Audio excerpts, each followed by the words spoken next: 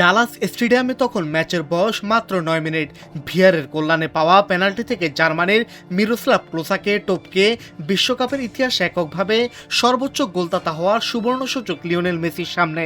কিন্তু সবাইকে স্তব্ধ করে দিয়ে তার বাঁ পায়ের শটটি পোস্টের অনেক বাইরে দিয়ে চলে গেল। গ্যালারি জুড়ে তখন পিনপতন নীরবতা।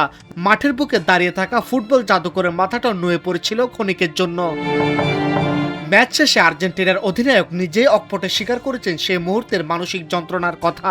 মেসি বলেন, পেনাল্টি মিস করার পর এমন কিছু মুহূর্ত গেছে যখন নিজের উপর সত্যি প্রচণ্ড রাগ হচ্ছিল, তবে ভালো লাগছে যে শেষ পর্যন্ত গোল করে সেটা পুষিয়ে দিতে পেরেছি। তবে মহাকাব্যের নায়কেরা তো আর অনুশোচনায় ডুবে থাকেন না, তারা মাঠের জবাব দিতে ভালোবাসেন। মেসিও ঠিক তাই করলেন। নিজের সেই ভুলের প্রায়শ্চিত্ত করতে খুব বেশি সময় নেননি। ৩৮ মিনিটে থিয়াগো আলমাদার বুদ্ধিদীপ্ত পাস আর নিখুঁত এক প্লেসমেন্টে অস্ট্রিয়ার জাল কাঁপিয়ে দলকে লিড এনে দেন তিনি।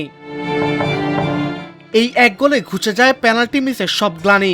ক্লোসার ১৬ গোলের রেকর্ড ভেঙে ১৭ গোল নিয়ে মেসি বসেন বিশ্বকাপের ইতিহাসের একক সিংহাসনে। ডেস্ক রিপোর্ট, আজকের পত্রিকা।